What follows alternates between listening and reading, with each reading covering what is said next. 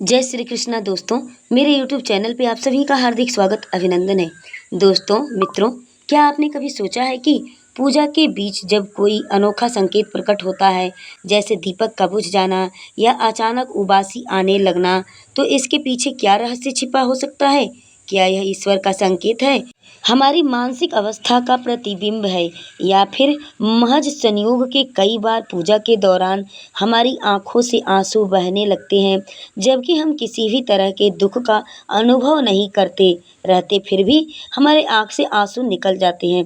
क्या यह दैवी कृपा का प्रमाण है, या आस्था की गहराई से जन्मी कोई भावुकता? दूसरी ओर उबासी आना क्यों माना जाता है अशुभ? क्या यह शरीर की थकान है, या पूजा में मन की एकाग्रता का अभाव दर्शाता है? ऐसे सवाल हमारे मन में बार बार उठते हैं, और हर प्रश्न के गर्भ में अनेक परतें छिपी हुई होती हैं। आइए इन्हीं रहस्यों में डूबकर समझने का प्रयास करते हैं कि पूजा के दौरान दिखाई देने वाले शुभ और अशुभ संकेतों का मूल्य क्या है, और इनका हमारे जीवन पर, मन पर क्या प्रभाव पड़ता है। दीपक का निरंतर जलते रहना सदियों से अत्यंत शुभ माना गया है, जबकि अग्नि को साक्षात देवता माना गया है, जो नकारात्मक को भस्म करके वातावरण को शुद्ध करता है। जब आप पूजा के लिए दीपक जलाते हैं, तो उसका स्थिर और शांतिपूर्वक जलना इस बात का प्रतीक होता है कि आपके वातावरण में कोई ऐसी बाधा या अशांति नहीं है जो ईश्वर से आपके जुड़ाव को तोड़ सकती है। भारतीय अध्यात्म में माना जाता है कि जिस स्थान पर दीपक की लौ बिना भटके लगातार जलती रहे, वहाँ ईश्वरीय ऊर्जा सरलता से प्रवेश करती है। यह एक तरह से ईश्वर की कृपा का द्योतक भी है, जो संकेत देता है कि आपकी आराधना स्वीकार हो रही है। यदि मन पहले से व्याकुल हो, तो इस स्थिर ज्योति को निहारने मात्र से ही भीतर शांति का अनुभव होने लगता है। ऐसी मान्यता है कि जब दीपक लगातार जलता रहता है, तब हमारे मन की चंचलता भी कम होने लगती है, और हम ईश्वर से गहराई से जुड़ पाते हैं। इसके विपरीत यदि दीपक टिमटिमाना हो या बार बार बुझने की कगार पर हो, तो यह संकेत देता है कि या तो वातावरण में कोई बाधा है, या हमारे मन में कोई चालायमान विचार है, जो पूजा में व्यवधान उत्पन्न कर रहे हैं।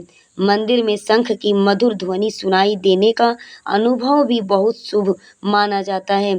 शंखनाद को भारतीय संस्कृति में इतना पवित्र समझा गया है कि हर बड़ी पूजा, आरती या अनुष्ठान से पहले और बाद में शंखनाद अवश्य किया जाता है।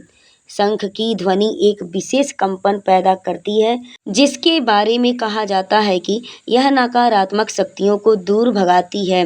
यह भी माने जाते हैं कि शंख के बजने से वातावरण में ईश्वरी की उपस्थिति अधिक सघन हो जाती है, जिससे भक्तों का मन स्वतः ही प्रसन्न हो जाता है।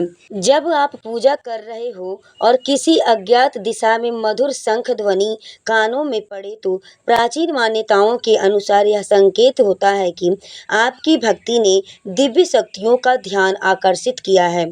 इससे मन में एक नई उमंग और उल्लास भर जाता है, जिससे पूजा और भी गहराई से होने लगती है। यह ध्वनि हमारे मस्तिष्क और हृदय को एक खास लय में बांध देती है, जिसके कारण मानसिक एकाग्रता और शांत भाव का उदय होता है। अगरबत्ती या धूप की सुगंध फैलना पूजा के दौरान सकारात्मक ऊर्जा के प्रवाह का प्रतीक माना जाता है।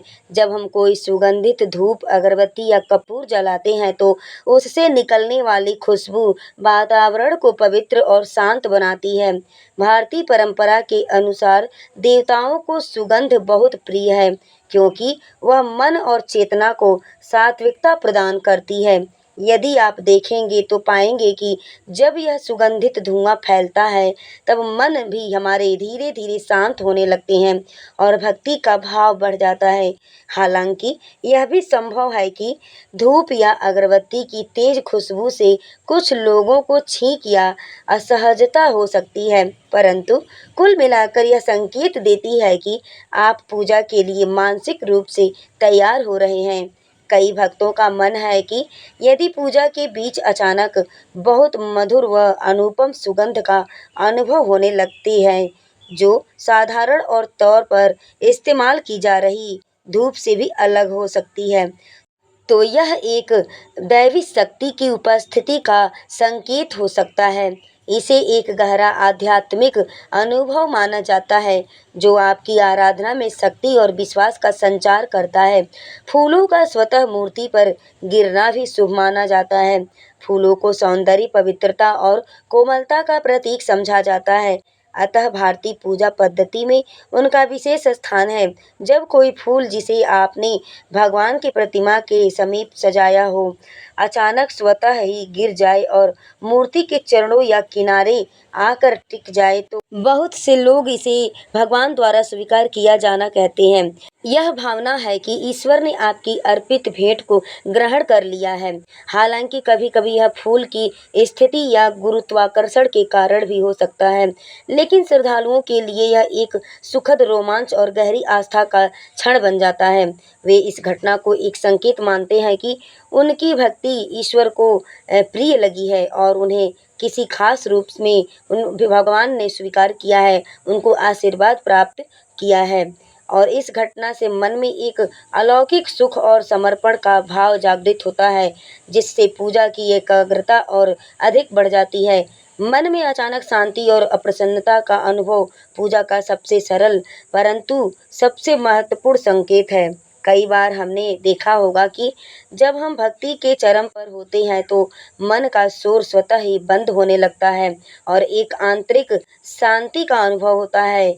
यह शांति बाहर से आने वाली नहीं होती है, बल्कि भीतर से प्रस्फुटित होती है। इसी शांति की तलाश में लोग ध्यान, जप और अनेक साधनाएं करते हैं। यदि पूजा के बीच ही यह शांत भाव जागृत हो जाए तो इसे अत्यंत शुभ माना जाता है, क्योंकि भक्ति का मूल उद्देश्य ही मन को निर्मल कर आत्मसात करना होता है। इसी अवस्था में व्यक्ति को कभी-कभी यह महसूस हो सकता है कि उसे शारीरिक और मानसिक स्तर पर हल्कापन और प्रसन्नता का बोध हो रहा है। ऐसा समझा जाता है कि यह सदैव ही कृपा का प्रमाण है, जो हमारे भीतर छिपे हुए दिव्य तत्व को जगा रही है।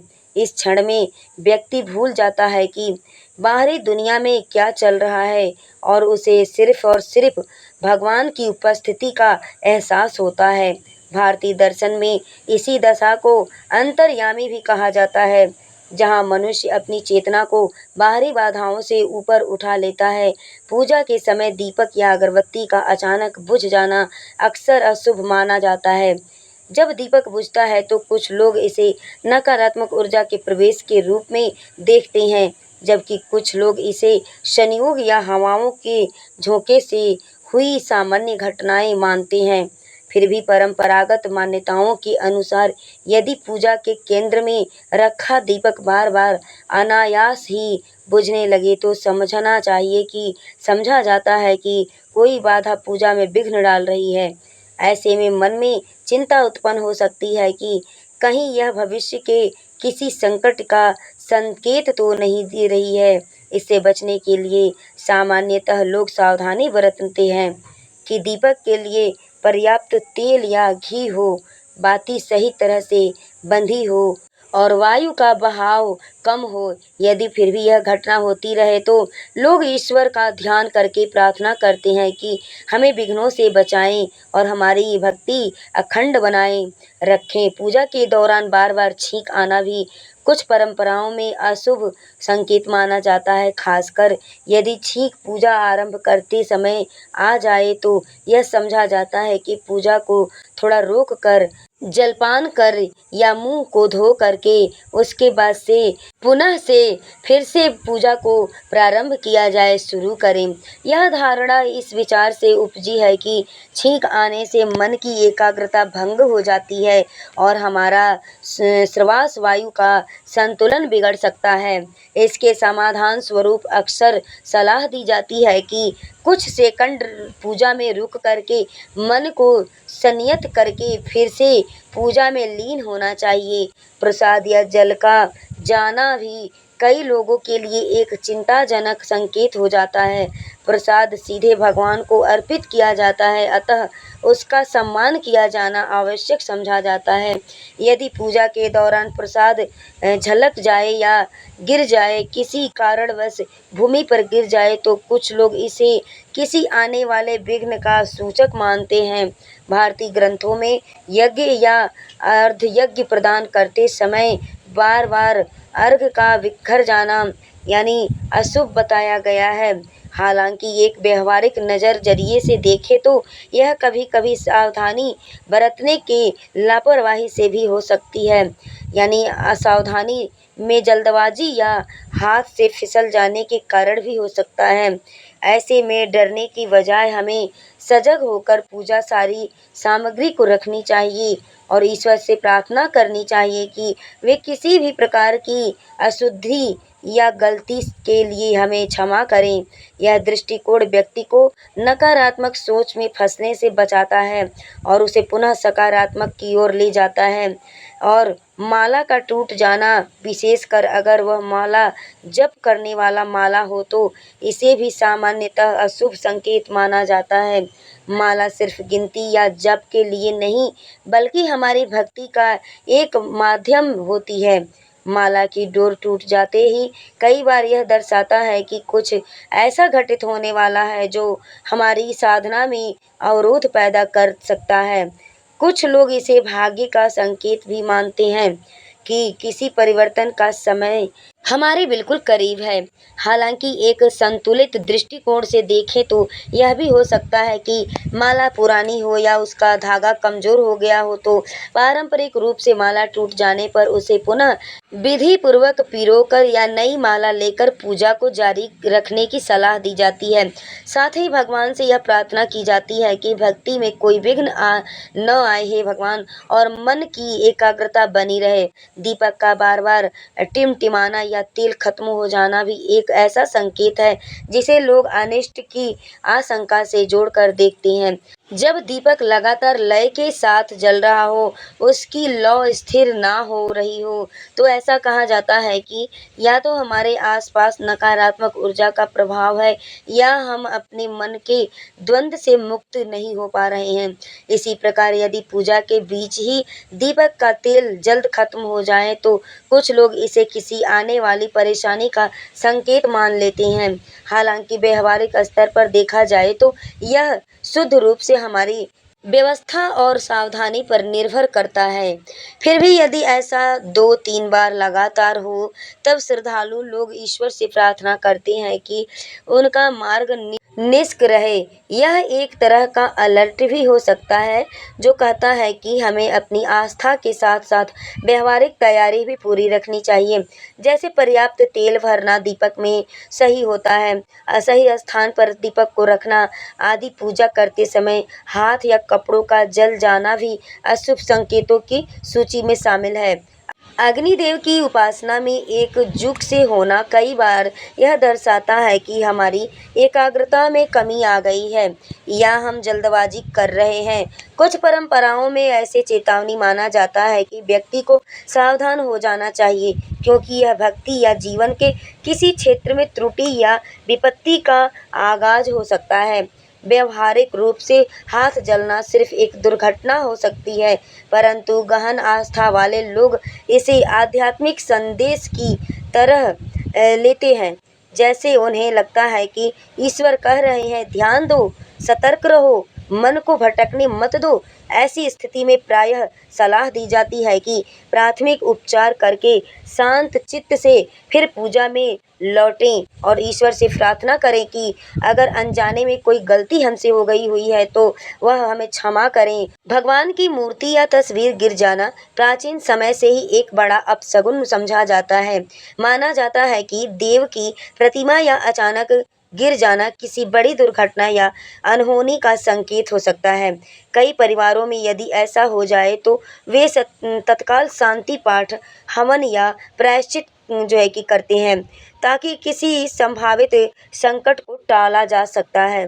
मूर्तियाँ गिरने से कभी कभी वे क्षतिग्रस्त भी हो जाती हैं और फिर यह प्रश्न उठता है कि क्षतिग्रस्त मूर्ति को क्या करना चाहिए। शास्त्रीय नियमों के अनुसार टूटी हुई मूर्ति का विधि पूर्वक विसर्जन किया जाता है और नई मूर्ति की प्राण प्रतिष्ठा होती है। हालांकि आधुनिक समय में यह भी देखना चाहिए कि मूर्ति को रखने का स्थान सुरक्षित है या नहीं। कहीं वह संयोगवश तो नहीं गिर रही है या नहीं गिर गई है, लेकिन श्रद्धा से देखने वाले लोग इसे अक्सर ईश्वर का संकेत मानते हैं कि खबरदार हो जाओ, जीवन में कोई बड़ी चुनौती आने वाली है आपके, और वे उसी अनुरूप सतर्क हो जाते हैं। पूजा करते समय उबासी आना प्रचलित मान्यताओं में अशुभ संकेतों में से एक है।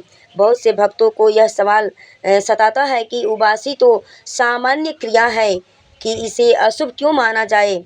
दरअसल पूजा में हमें अपने मन, तन और वाणी को एक दिशा देना चाहिए, ताकि ईश्वर के साथ एकाकार होकर के उसे उबासी आना इस बात का संकेत माना गया है कि हमारा मन और शरीर उतने सजग या तत्पर नहीं है जितने होने चाहिए। यह भी हो सकता है कि आप थके हुए हों या आपको पर्याप्त नींद ना मिली हो, जिससे शरीर अनायास उबासी ले रहा हो।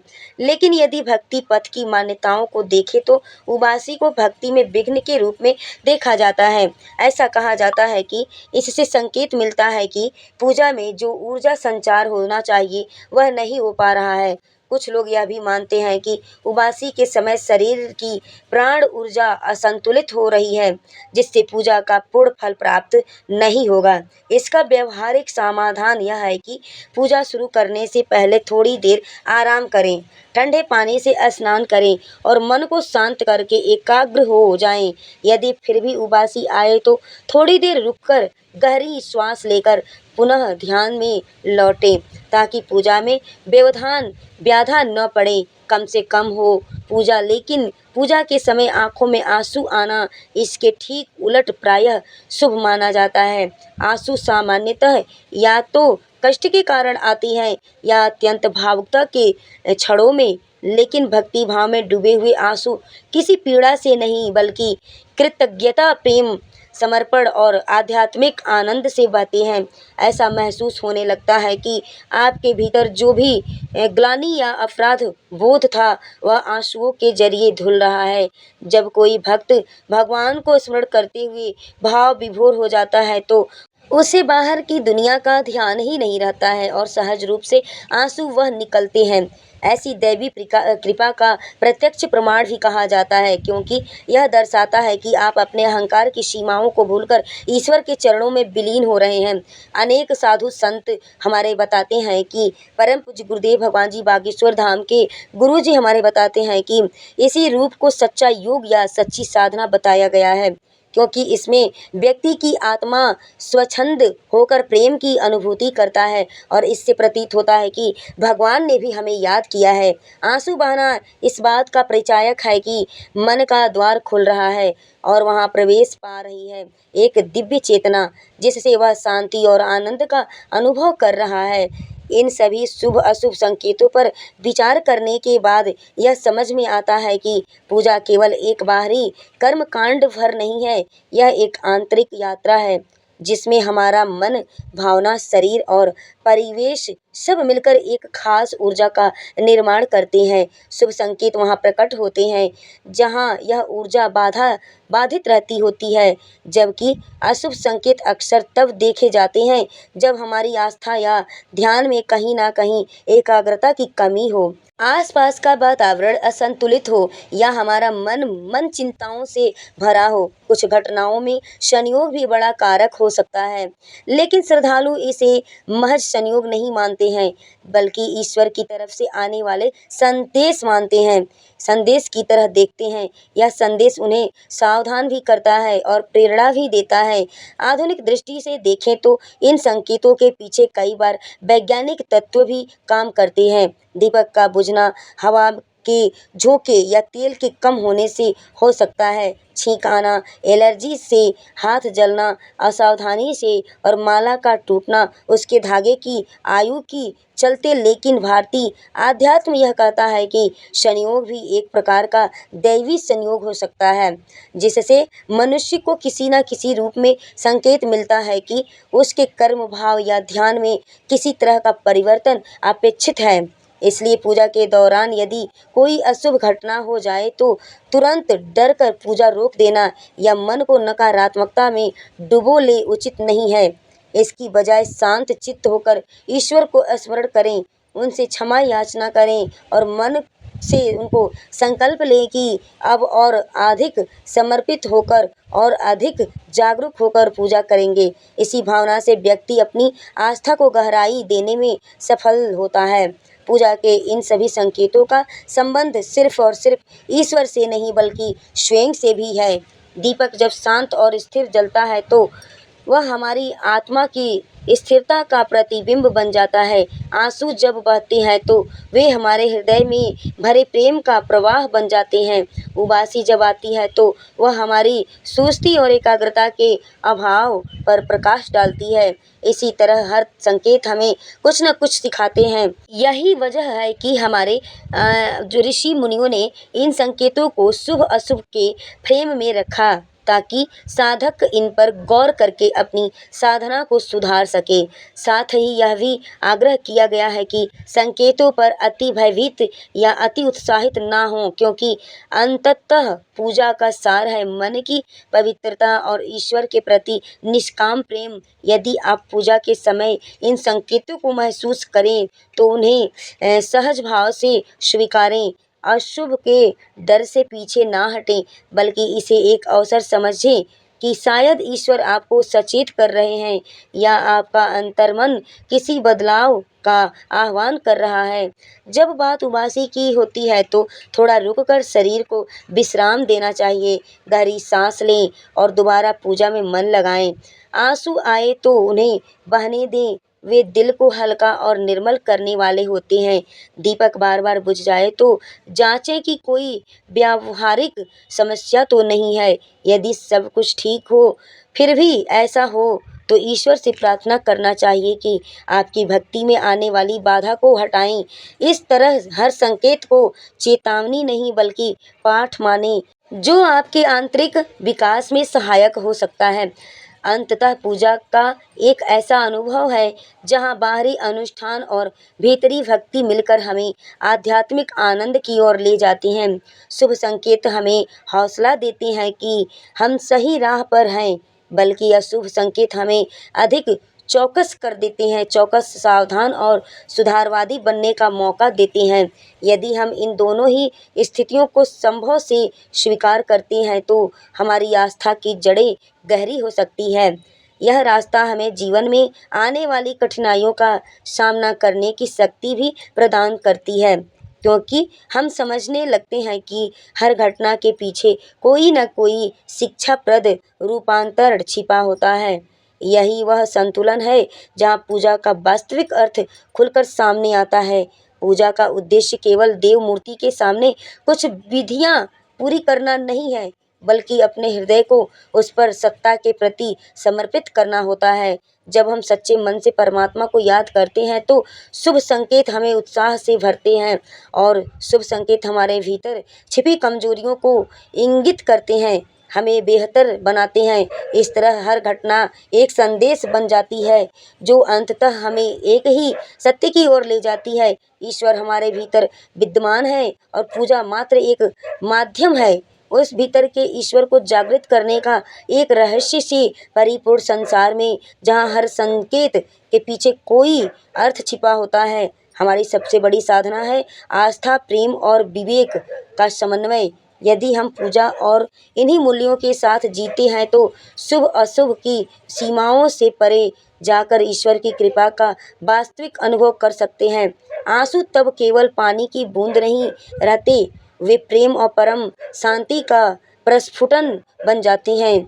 उबासी सिर्फ शरीर की थकान नहीं रह जाती, बल्कि मन की सावधानियों की घेरा दृष्टि बन जाती है और दीपक की लौ हमारे भीतर के प्रकाश की अनुभूति का प्रतीक बन जाती है, जो हर क्षण हमें सचेत करती है कि ज्ञान रूपी प्रकाश कभी बुझने न पाए। यही इस समूचे विषय का सार है। शुभ संकेत हो या अशुभ, दोनों हमारे आत्मिक विकास के लिए समान रूप से आवश्यक हो सकते हैं, यदि हम उन्हें समझने और स्वीकार करने का साहस रखते हैं। तो दोस्तों, आप सबसे मैं उम्मीद करती हूँ कि अगर यह वीडियो आपको जानकारी हमारी पसंद आई हो, अच्छी लगी हो, तो प्लीज़ आप अपना चैनल किरण वास्तु टिप्स चैनल को सब्सक्राइब कर लीजिए। वीडियो को लाइक करें, शेयर करें, कमेंट्स बॉक्स में जय श्री कृष्ण, जय श्री हरि विष्णु आप अवश्य ही लिखें। ऐसे ही वीडियो पाने के लिए बेल नोटिफिकेशन को ऑन कर लें, ताकि आने वाली हर प्रकार की हमारी ज्ञानवर्धक वीडियो आप तक बिल्कुल आसानी से जा सके।